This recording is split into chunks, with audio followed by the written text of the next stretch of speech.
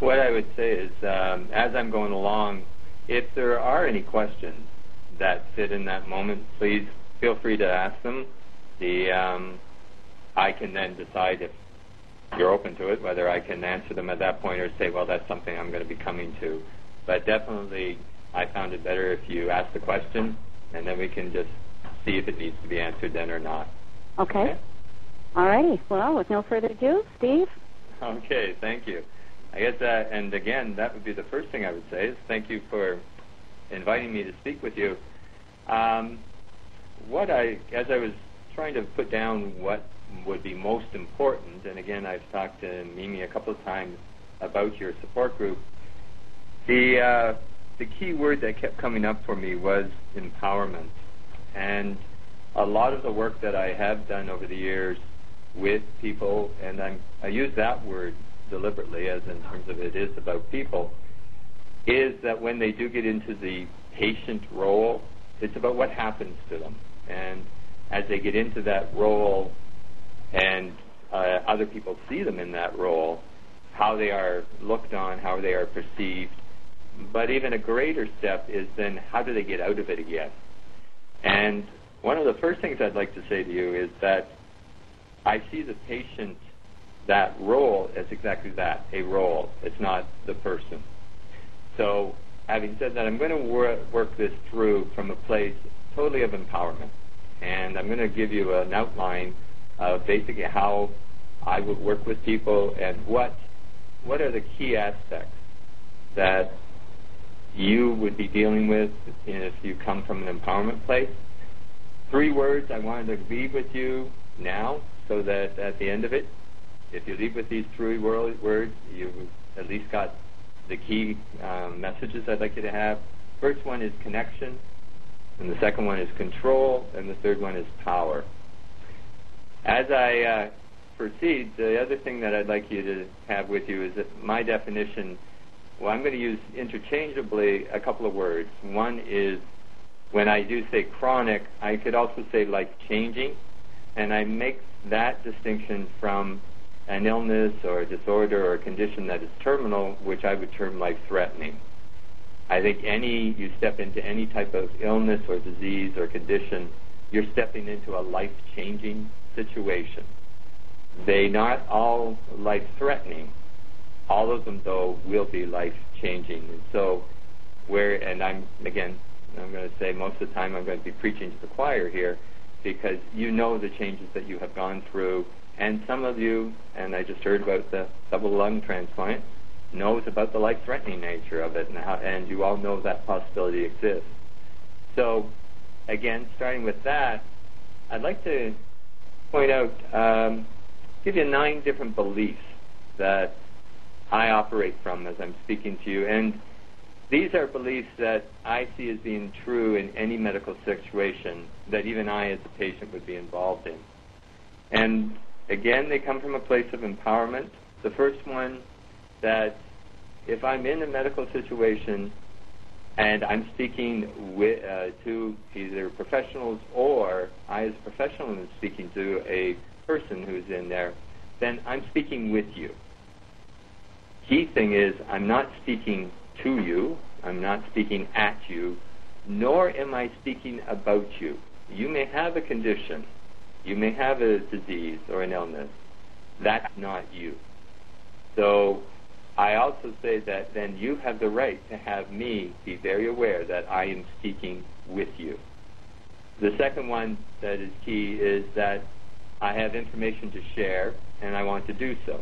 So in this instance tonight, that information that I'm sharing, really, it is just that information, and you get to decide, do you take it in, do you not? The third one is that when I'm dealing with empowerment and speaking to people feeling empowered, I see 2 parts of that, and I will always talk to the person and saying that you hold the power to change in your hands. And the second part about that is that then it's about working together with, and here's significant others to make the change happen. So it's a 2-part process. It's that I have the power in my hands to make the change, and I have to work with significant others. There's a fourth belief that I have, and that is that in any type of illness, there's two parts that are impacted. There's the person and there's the caregivers that are around them. So both of these are impacted by illness, and usually, and I would say, probably I could say 100% in this one, and that they're impacted by a diagnosis that they did not choose to have happen to them. And many of you may hear this, I've heard this before, that people often feel guilty, or did I bring this on myself? From a place of empowerment, it is about, I did not choose to have this happen to me. And it was not as a result of what my family did or what I did. So empowerment, again, comes from, I have the power to change it, and that it impacts both me and the family around me. A fifth belief, and that is that it is the enforced nature of an illness. In other words, the fact that the illness has happened without my asking for it, that brings about a lot of the psychosocial issues. I feel the loss of control. I feel it is forced upon me. The loss of power to stop the changes. Then there's the increased reliance on others, often strangers, people I've never seen before. A good example of that is, in a very simple example, going in for a blood test and you allow a stranger to stick a needle in you and take out blood somebody you've never seen before. But that happens because and for a reason I want to find out what's going on. So again, I allow things to happen to me that by strangers because I have to rely on them.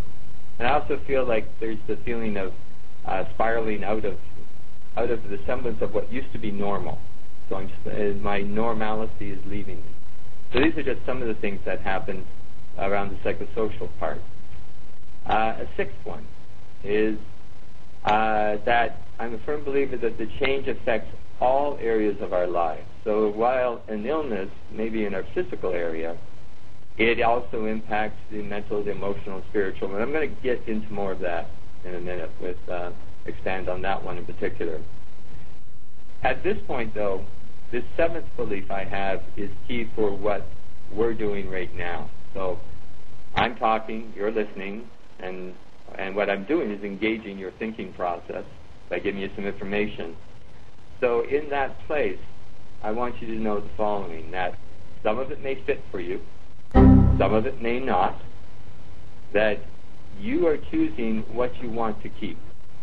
You're also choosing what you want to leave behind. And in all of this, you decide how you want to use it in your life, whether you want to implement it, whether you want to explore further, whether you want to think more about it, or even whether you want to discard it. These are examples of of empowerment. These are examples of where you have the right to that information coming in and you deciding what you do with it. An eighth belief is that in the time that we have together, you're doing three things. You're making a choice to empower yourself. I'll be discussing processes you can listen to empower yourself, and then there's opportunities you're going to create to empower yourself. When I talk about that the first one about choice, what you're doing right now is exactly that.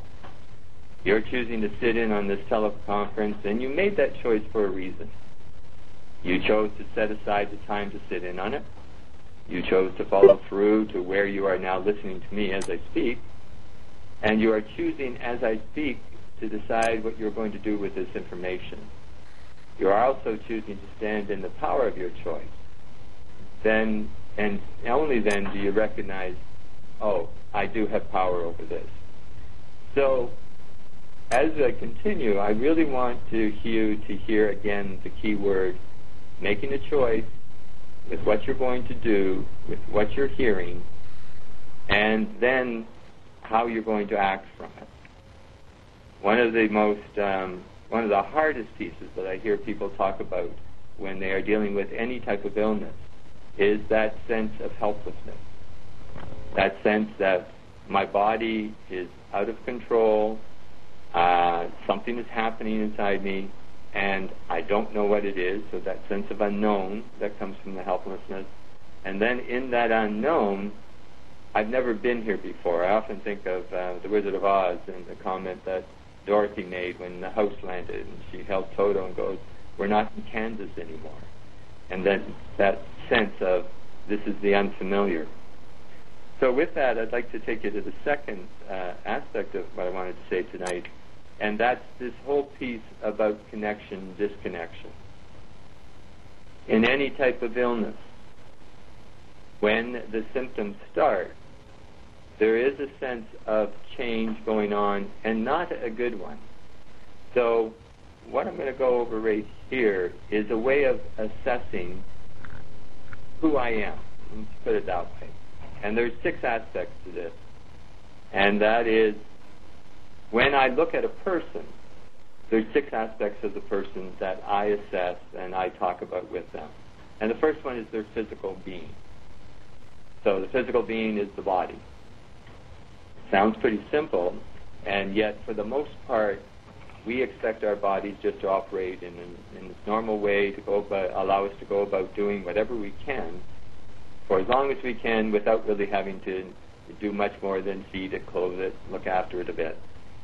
However, as something changes in our physical body, and again, for each of us, it has to change enough to catch our attention, but as it changes, and usually for the negative, this change gets our attention and we begin to wonder what is it that's going on. So we call them symptoms. And as the symptoms increase in that physical place in our body, we'll start paying attention, because there's one truth to this. And the truth is, I need this physical body to exist on this planet. So if something's going wrong with it, I'm going to do whatever it takes to get this body back to normal so I can stay on this planet. And again, that's our basic survival need. Yet that's only one aspect of me as a person. The second part that is me as a person is my mental process. So mentally, it's basically what I'm thinking, how I use my mind to process information. And as I'm processing the information, it's also about how do I understand the changes that are going on. We can oftentimes hear this in people's conversation when they say, "Oh, I think I know what's happening," or "I think I am dealing with this." And you'll hear the word think or know in their conversation. How this fits in with an illness. So I have a symptom that is showing up in my body, and for the most part, what we immediately go to is what's going on. I'll go back to monitor the physical symptom, and I collect data, and in my head I'm analyzing. Well, this is different, and this is different. I'm not breathing right. Temperature is up. I have a sore throat. What could that mean? Let me assess it again. What do I know about it? And we really go back and forth between the physical and the mental, and this is a very strong part and a very key part of our power, is we keep analyzing. We keep looking for answers. What comes in is then the third part, and that's the emotional side, is when I have these changes and they reach a place that's, let's say, strong enough, I begin to have worry, I begin to have fear, I begin to have a lot of doubts about where is this going, what's going to happen, and so the emotional part joins in. Then you have a fourth part that is, again, part of us as a whole person, and that's our spiritual. Now, I want to be clear, when I'm talking about spiritual, I see religion as part of that, and I see religion as the way that I express, one of the ways that I can express my spiritual aspect on this planet. There are other ways besides religion. I can have a sixth sense, I could have a gut instinct, a sense of knowing, and those don't necessarily have to fit in with a religion, but for the most part, most of us see our spirituality as expressed through religion. But tied in with the spiritual and the emotional is the word hope. So when I look at these 4 parts, my physical and mental aspects are what I use to help myself deal with and assess what's happening to me. My emotional and spiritual is what I'm using to maintain hope. And so help and hope are 2 key words around diagnosing or assessing what's happening inside me and how I empower myself to deal with it. There's a 5th area, and it ties in with why I'm on this call right now talking with you, and that is that we are all social beings. So as a person, I have a social aspect to me. And anything that I do impacts my social aspect also. Most of us are aware of what's gone on about what's gone on in Haiti in the last couple of weeks. And what I was listening to recently was another definition of social, and they were talking about the social network and how a lot of the funds are being raised on the social network, and what they said that was the email, Facebook, and Twitter. And so we have a whole new generation out there that social is no longer face-to-face. It can be that, but it's also the electronic social network, no different than what we are doing right now. We're in all different parts of the country, and yet we are connecting. So in this sense, we're finding new ways to connect in our social network, but also to empower us to stay connected even when we can't get out. The 6th and final aspect of what I call the whole person is the core. And these are our core beliefs. So everything that I have coming in through my physical, my mental, my emotional, my spiritual, my social, it comes into a belief system about who I am as a person, the way I'm supposed to operate, and what I'm supposed to do in order to keep myself operating.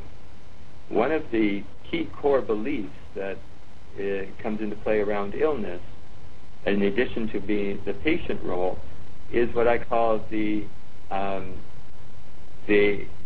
internal physician. And this internal physician has been formed since many times since before we were born, because we now know that we can influence the babies in the womb by playing music, by doing different things with them.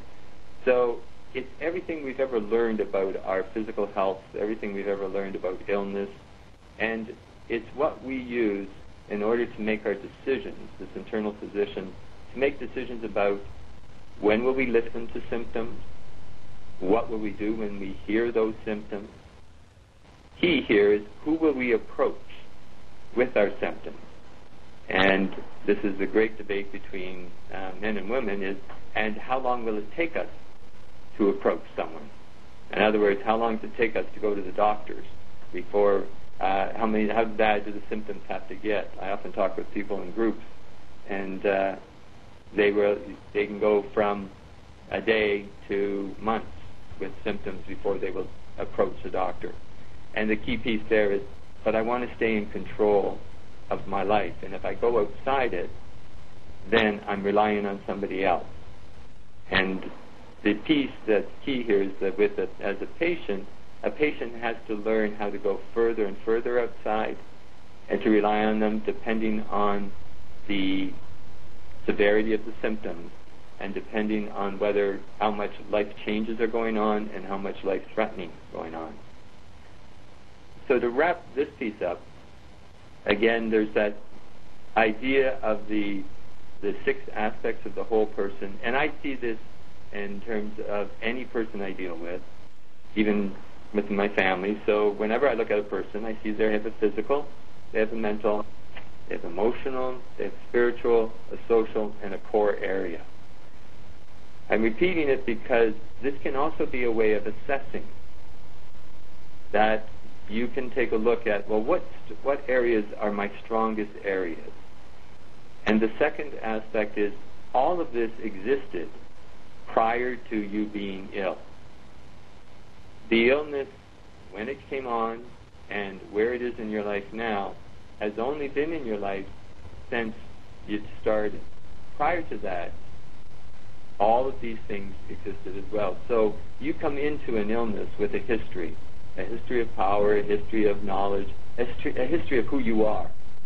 If that is ignored by yourself or by the medical system, then a large part of your power is being ignored, because the illness is part of you, it's not all of you. And we draw on all those strengths of all of us to move ahead. So knowing the whole person and then assessing from the whole person is key to keep the empowerment going. So in terms of looking at that, again, that's the part that forms the connection. As an initial illness starts, oftentimes, as I said before, this element of control begins to slip away. And the first part usually is the body is doing something different. It's not acting the way it normally is. I can't rely on it to be what it normally is. And so as it slips away, then I begin to have doubts in my mind, and I lose mental control. And then the whole part of having to reach out for other people to assist. So all of this amounts to change. Another word for illness is change. Change is happening. How I view change is going to be important. But what I want to really cover here is a process of regaining control by looking at what am I doing as the illness progresses. What am I doing what's the change process? So the first step is I identify what the changes are that are happening. So again, this is going to involve your physical body. So to identify what is different, and these is called symptoms. I identify the symptoms that are different in my body, and then I identify how it's impacting my life and my normal way of life. And again, knowing that I go back to that first statement, without this body, I can't exist on this planet. So I'm going to do everything I can in order to bring myself back to normal, because I want to be on this planet. So at the beginning of picking up on an illness or on symptoms, I have a want and I have a wish and I have a hope that whatever is going on is going to be temporary. And in it being temporary, I want to know that the end result is I'm going to be normal again. So early in the process, there's identification of what changes are going on, and there's the awareness of the purpose is to get me back to being normal. As the changes continue to happen, we step into a process called adaptation. And word that simply means that I begin to figure out in my head, using my mind, how am I going to adapt to these changes that are happening, to the symptoms. And this is key, while I'm treating them. Because even though that I want them to be normal, I still have to accept something's going on, something's happening in my body. So I go to my mind, I use my mind to say, okay, I've made some decisions, I'm going to treat this, and I have to adapt to it, and I'm going to adapt temporarily. I'm not ready to accept that things are permanent yet. I'm not ready to accept that things can't be changed. I'm not ready to accept that I can't get back to normal. I will accept that I'm going to treat whatever is going on, and we will see a change happen. So the second stage of the change process is that adaptation. And what it does is it allows me to accept that I am still in control for the most part. I may be taking medication, I may have surgery, I may have different pieces or different things happen to me in order to fix what's going on, and I'm getting back to normal. As it continues, we have what's called assimilation of these changes. At this stage, what you will find, and what you may have noticed yourself, is that as the symptoms continued and as the treatments continued, things didn't quite return to normal. And there was more information that would come in. You would try something, it might work for a bit, and then the symptoms would progress. And the idea of getting back to normal got further and further away. What happens here is that there is also more information coming in, and we are trained to listen to information and then go out and ask for more. So basically it comes down to three choices when you're sitting with the assimilation part. And the first choice is that I accept that these symptoms will not change over time, and I must now live with them. That one is not so often chosen at this point anyways.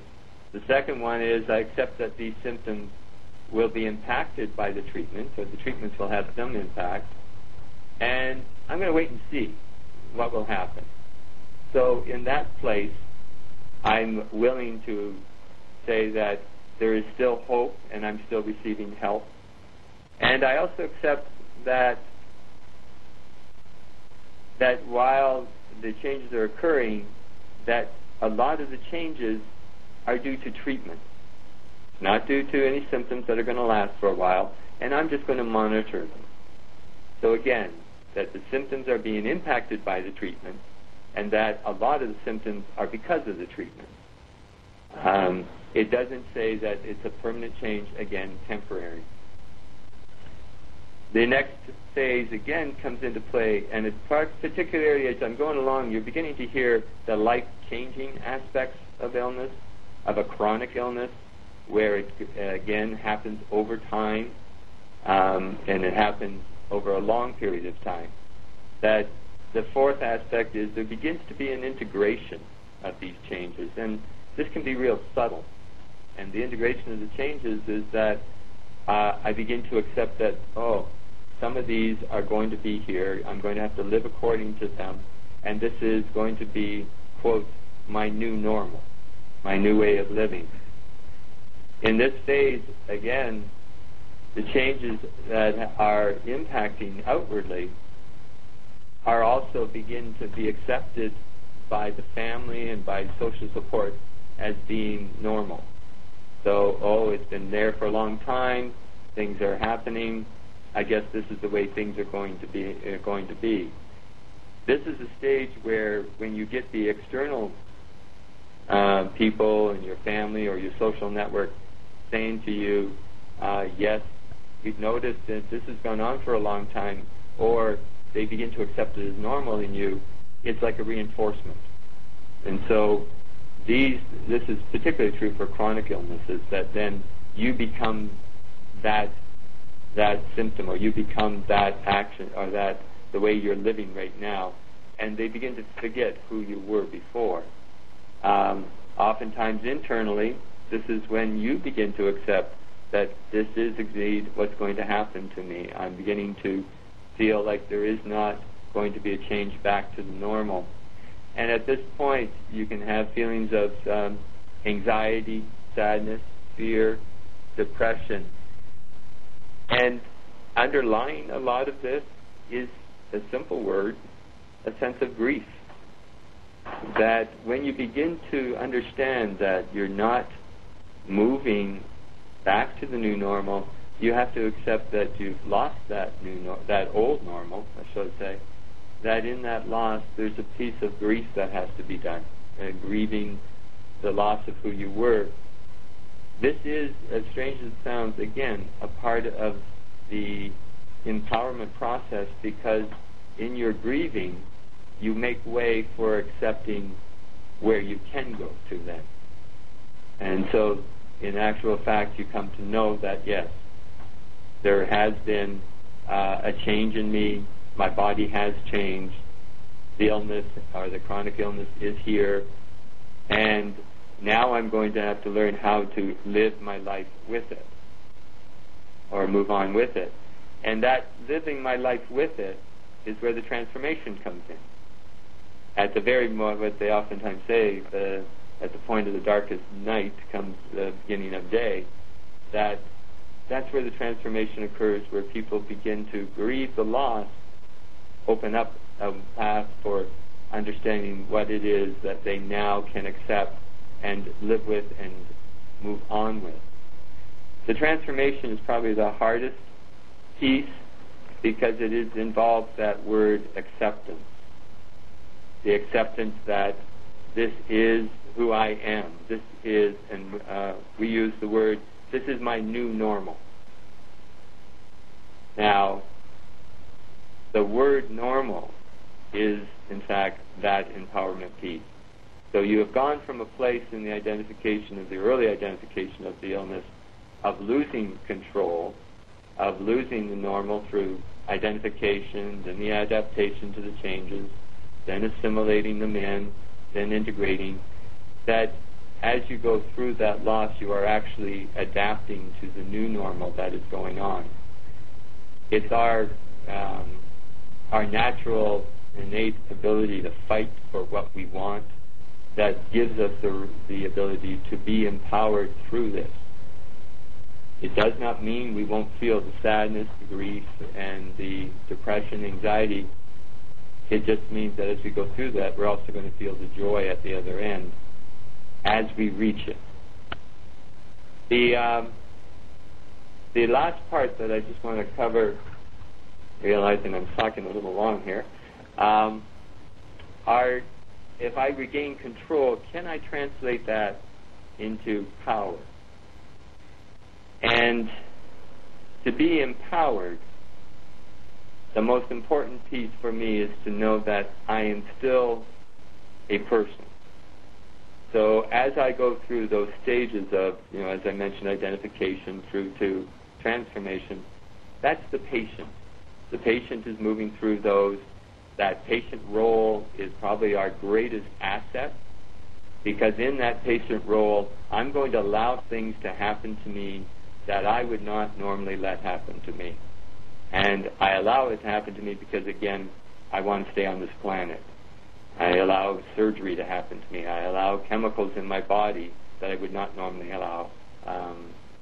And so as I move back into the place of accepting where I am and what my illness is, I have to regain that power. And regaining the power means I have to regain being a person again. And so the other end, where I moved from being a person to a patient, I now move from a patient to a person again, accepting this new person that I am. I will also say that in moving into the new person, at no time do I believe that we give up totally the person that we are. We're a patient role. It serves as I need it, and then I continue to be more than my illness. I continue to be more than that patient role. So in that place, my power is that, number one, I am a person. Number two, I'm going through a period of change in my physical body that is creating chaos. And when chaos is present, then I'm going to try and establish, number three, a degree of consistency. I want to get back to some degree of normalcy, and that's my consistency. What is consistent about me? And again, I go to my whole self. In using that consistency, then the fourth thing that happens to establish my power is I begin to, again, have an identity. Okay, I'm a person with an illness. It has a name. In that name, I have this treatment. I now know how I'm going to live it. I now know what limitations I might have. I also know what strengths I have. And I know where support is coming from, and I know how people see me. So all of this begins to form a congruency again that identifies me in a particular way. And finally, I can describe my way of life with who am I now? This now piece, again, is the movement from the old normal to a new normal. And in the process in between is the journey that I've taken with illness. So empowerment means that I, again, stay in connection with myself as a whole person as I'm going through the process, that I have an awareness of the process that is happening. So that connection allows me to control, have a sense of control with the process around hope and help, and that I'm also in touch with the power that is always with me, that going from that person to the patient to the person. I have focused, it's pretty wide in terms not looking specifically at an illness, but more at the illness process. So what I'd like to do is just open it for any questions in terms of your own personal experiences, and I can relate it from that place.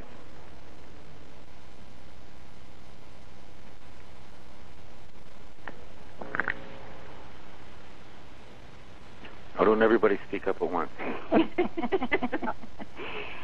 Well, I think there is a lot here that, Steve, that you've shared with us, and I'm sure the silence is the absorption of everything that, and the connectiveness to what you have said in our own personal lives. And so I'm sure if everyone's feeling like I am, oh my, that, yes, it could be confusion as well. I'll take that. No, not so much the confusion, Steve, as the affirmation that, wow, this is, pretty much as it appears over a long period of time. So not to change the subject, but if there isn't any question on that subject, I would like to ask if the caregiver goes through the same processes. Caregiver in particular, when I look at the difference for them, the easiest way to put it, the patient, their primary goal is to maintain hope.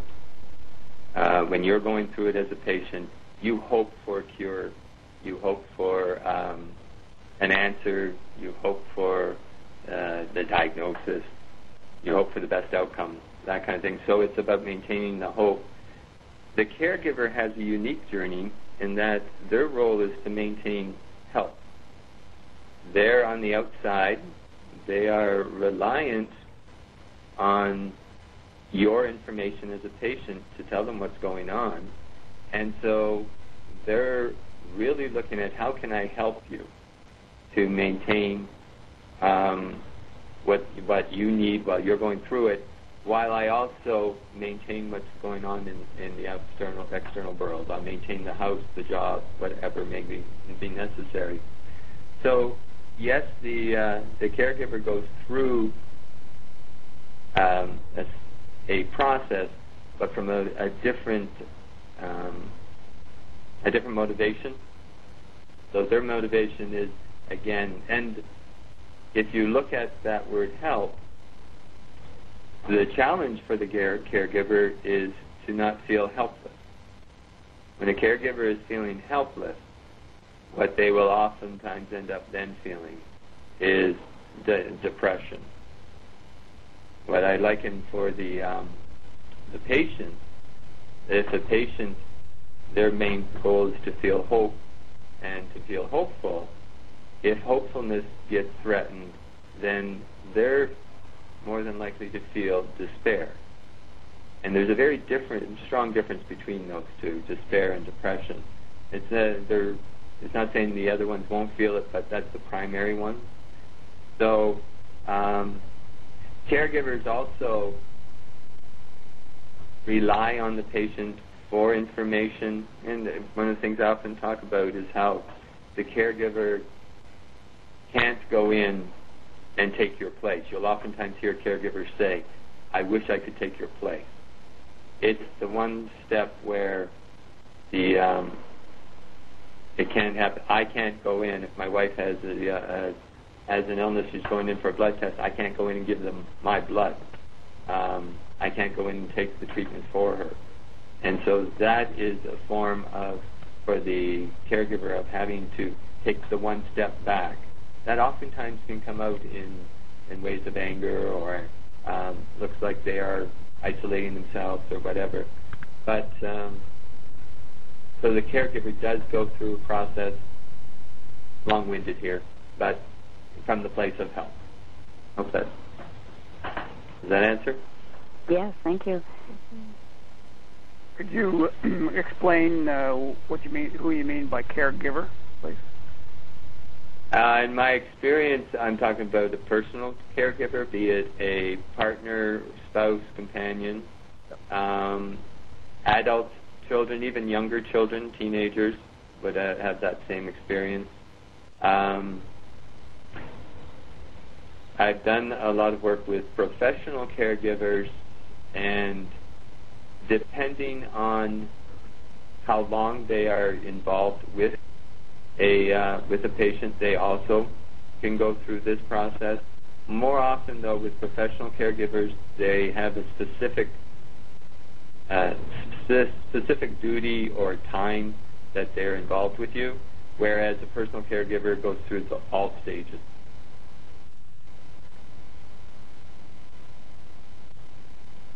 I think the patient, too, becomes a little bit of a caregiver for the caregivers themselves.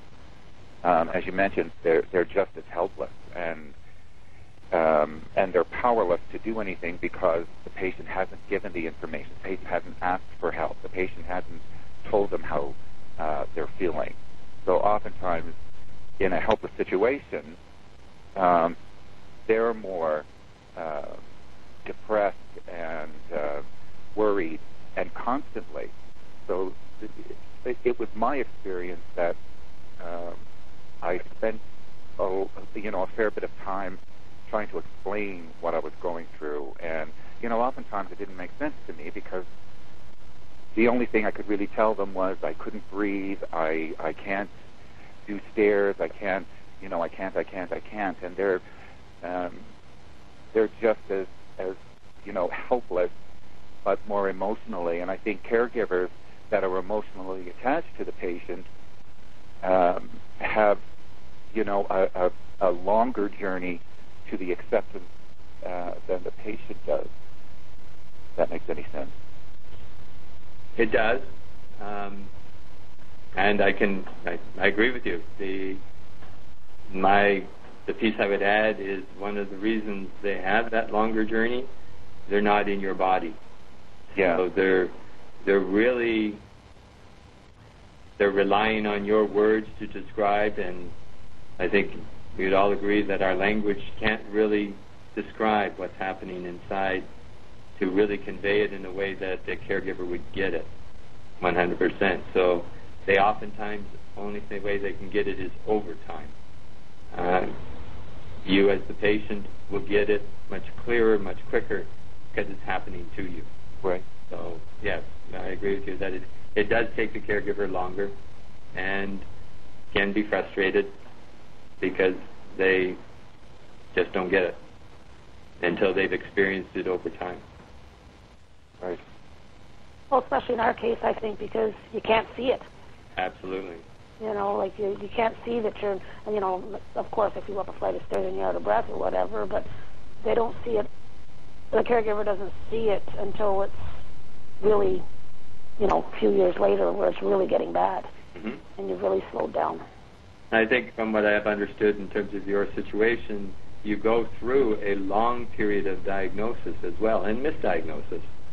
So the only thing that, particularly for the caregiver, if they're relying on information, if that information doesn't come quickly, or when it does come and it keeps changing, then they're relying on that explanation that's not clear. It makes it difficult for them. Makes it difficult for you because then you're not going to get the support that you need. And I think when you mentioned that you end up being a caregiver for them, oftentimes people have said to me that themselves as a patient, they take care of the caregiver because it's easier. If I tell them things are okay, or if I tell them, oh, it's not that bad, I don't have to explain further, or they'll stop asking, and I can just forget about it for a while. And it's not so much that it's a denial, it's just I need a break. I need not to be constantly talking about it. So There's many factors come into the whole communication pattern between patient and caregiver.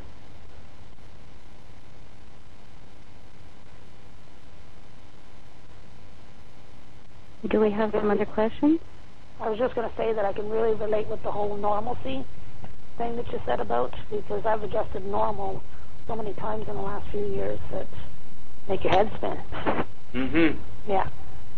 And I can imagine the new normal keeps changing too. Oh, every day. Uh-huh. Every day. Yeah, that's for sure. I believe, is that Margaret? Yeah. No. Yeah. I believe you were talking about going to the gym. Yes. That would have been a new normal. Absolutely. Absolutely. Well, I used to go before, but it's a new normal to be able to go and be able to breathe. Mm-hmm. For sure, at the same time, you know, do what I'm doing, and everything's a little bit quicker. I think today was the first, my husband and I went for a walk. I think it was the first time, and I can't remember when, that I didn't say, can you slow down a little bit, as we went for a walk, you know. Those little things like that you take for granted. And now it's like, this is really cool. I can keep up. Especially without the oxygen. Oh, exactly, exactly. Just on room air. It's awesome. Mm-hmm. It is. Breath of life, eh? Yes, it is. But the drugs are awful, though. Mm-hmm. I'll tell you that much. But it takes some time to get used to them, they say. But I don't know. And They said I'll adjust normal as we go along. And again, you are also speaking to my comment about we will do what it takes. That's right. We will do whatever it takes to keep ourselves on this planet for as long as we want. That's right. And again, a lot of what we're saying here applies to that life-changing. When you get to the life-threatening, that brings in a whole other discussion of, well, what happens when I don't want to be on the planet anymore? Right. But that's not here. Here again, you have done quite a bit from that physical end to stay on this planet. Yeah, I think so. Steve, do you have any recommended readings that our group could access, library-wise or internet or whatever? There's one book, and I had thought about, again, there's many books written about illness and such that you could look at, but there's one book that speaks about the whole process of transitions, and it's called Making Sense of Life's Changes, and the main word is transitions, and it's strategies for coping with the difficult, painful, and confusing times in your life. So it's not only about medical issues, but it's just about the whole, how do you go through a transition, how do you cope, and what do you do with it. So the name it's called Transitions. It's by William Bridges, Bridges, and available in Canada.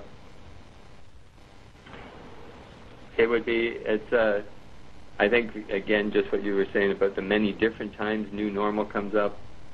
If you have an idea of what's normal in transitions and stepping through transitions, and understanding that it's not a one-time process, and I think you do, from what I'm hearing, that it's over and over again.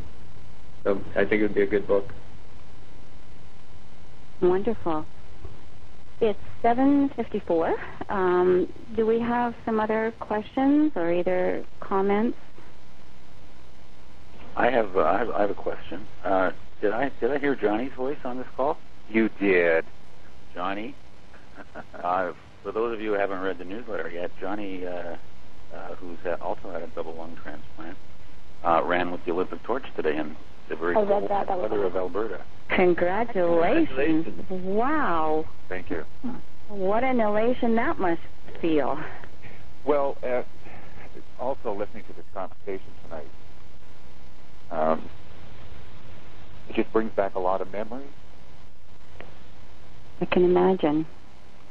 But what a triumph to be able to hold the Olympic torch. Yeah. How wonderful for you. Here's with a glass of lemonade.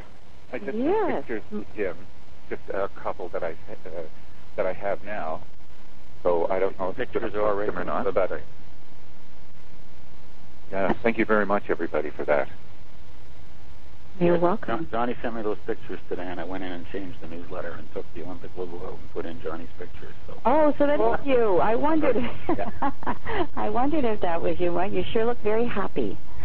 It was a very inspiring day, but it had been a busy and inspiring week as well. I've had other opportunities that I was working with, and physically I'm just drained.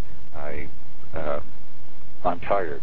Oh, I bet. But mentally I'm awake and alert, and it's just such a great thing to think back that there was a time when I'd pretty much given up and just accepted what life was giving me and just walked through it.